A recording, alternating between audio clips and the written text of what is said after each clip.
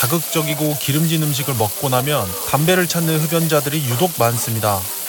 꼭 그런 것만은 아니더라도 흡연자의 법칙이 하나 있죠. 식후 흡연, 바로 식후땡인데요. 왜 식후에는 식후땡을 하고 싶을까요?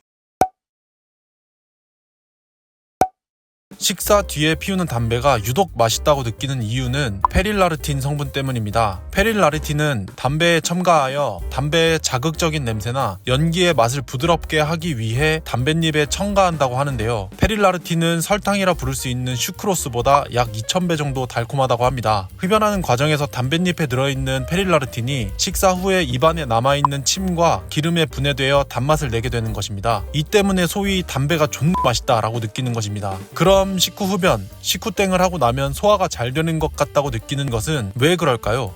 틀린 말은 아니지만 그렇다고 맞는 말도 아닙니다. 담배에 들어있는 니코틴 때문인데요. 여러분들의 원활한 이해를 위해 제 친구 잡들이를 불러 설명드리겠습니다. 흡연을 하게 되면 담배에 들어있는 니코틴이 바로 위산 분비를 촉진하게 됩니다. 따라서 소화가 잘 되는 것이라고 느끼게 되죠. 반대로 이 때문에 장기간 흡연하고 끊었을 때 일시적으로 소화불량 증상이 생긴 것처럼 느끼게 됩니다. 하지만 지속적인 식후담배, 식후땡은 오히려 만성 소화불량의 원인이 됩니다. 위산 분비를 지속적으로 촉진하기 때문에 위산이 만성적으로 과다 분비되어 위벽이 약해질 수 있습니다. 심할 경우는 위염, 위궤양 등의 질환을 유발할 수 있겠죠. 이렇게 소화기관에 문제가 생기면서 소화불량이 발생하게 되는 것입니다. 그럼 식후가 아닌 술을 마실 때는 왜 담배가 자꾸 피고 싶을까요?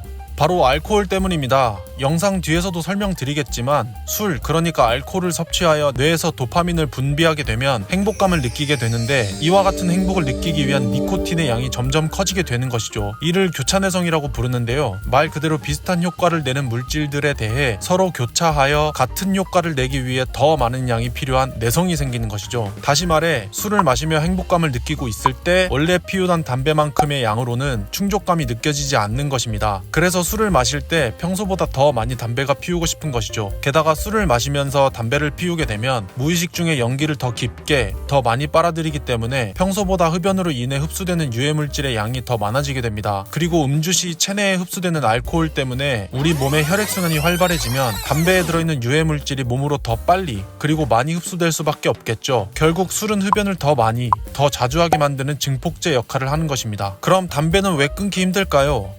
담배의 메커니즘이 마약과 유사하기 때문입니다. 이는 앞서 말씀드린 도파민과 아주 밀접한 연관이 있습니다. 담배에 들어있는 니코틴 성분은 약 10초 정도의 짧은 시간에 뇌로 도착하게 되고 뇌에 도착한 니코틴은 우리 뇌의 보상회로에 도파민을 쏟아내게 됩니다. 이때 우리가 짧게나마 행복감을 느끼게 되는데요. 여기서부터가 문제입니다. 흡연을 하고 20분에서 30분 정도 시간이 지나면 몸에서 방출된 도파민의 양이 줄어들기 때문에 몸에서 도파민을 갈망하는 상태가 됩니다. 따라서 도파민에 지속적으로 노출되면 이 때문에 느끼는 기쁨은 점점 줄어들게 되고 결국 더 많은 행복감을 느끼기 위해 더 많은 흡연을 하게 되는 것이죠. 영국 런던 대학의 신경정신과 의사 데이비드 넛과 홍콩대 신경과학 교수 콜린 블레이크모어가 진행한 연구에 따르면 니코틴은 대마, 엑스터시, 암페타민 등보다 중독성이 더 높고 코카인과 거의 비슷한 수준의 중독성이 있다고 합니다. 그만큼 담배에 중독되기 쉽다는 것이겠죠. 하지만 그렇다고 백해무익한 담배를 끊지 못하는 것은 아닙니다. 담배를 끊기 위한 다양한 방법이 있는데요. 그중 가장 쉽게 접근할 수 있는 방법은 약물요법, 즉 금연보조제를 사용하는 방법입니다. 방법은 간단합니다. 가까운 보건소나 금연 클리닉을 운영하는 병원을 찾아 상담 후 금연을 위한 약을 처방받는 것입니다. 혹은 가까운 약국을 방문하여 니코틴 패치를 직접 구입하여 사용할 수도 있습니다. 다음으로 흡연을 대체할 것을 찾아야 합니다. 흡연 욕구가 생기게 되면 이 욕구를 대체할 사탕이나 주스 등을 섭취한다거나 운동을 하여 땀을 흘리고 물을 마시면서 흡연에 대한 욕구를 머릿속에서 지울 수 있는 방법을 찾는 것입니다. 그런데 이런 방법 말고 액상형 전자담배를 사용해서 끊는 것은 괜찮을까요? 전자담배 자체는 일반 담배보다 유해한 물질이 적게 들어있는 것은 확실합니다만 여전히 금연에 도움되기는 어렵다고 할 수 있습니다. 흡연 욕구를 만들어내는 니코틴이 들어있기 때문이죠. 더불어 전자담배를 흡입하다가 액상을 삼킬 위험이 있기 때문에 다량의 니코틴을 섭취하게 될 수도 있습니다. 니코틴의 치사량은 70kg 성인 기준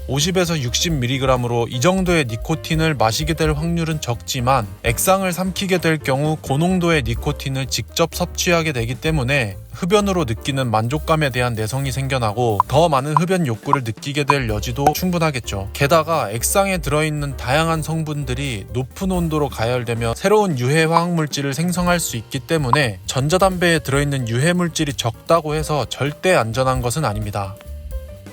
현재 뉴질랜드에서는 2009년생에게 담배를 판매하거나 배달, 알선 등의 행위를 하게 되면 벌금이 1억이라는 강력한 금연 환경법이 통과되었는데요. We want to make sure young people never start smoking, so we are legislating for a smoke-free generation by making it an offence to sell or supply tobacco products to those aged 14 when the law comes into effect. Our projections show the New Zealand European population is likely to achieve smoke-free status by 2025, but Māori won't achieve this goal for decades if we don't act now. 우리나라에도 이런 법이 생길 확률이 아직까지는 높지 않겠지만 뉴질랜드처럼 정부 차원에서 금연을 강제하기 전에 가족, 이웃, 그리고 내 건강을 챙기기 위해서라도 천천히 끊어보는 것이 어떨까요? 오늘 준비한 내용은 여기까지입니다. 다음에 더 유익한 내용으로 찾아뵙도록 하겠습니다. 이상 잡지식이었습니다. 감사합니다.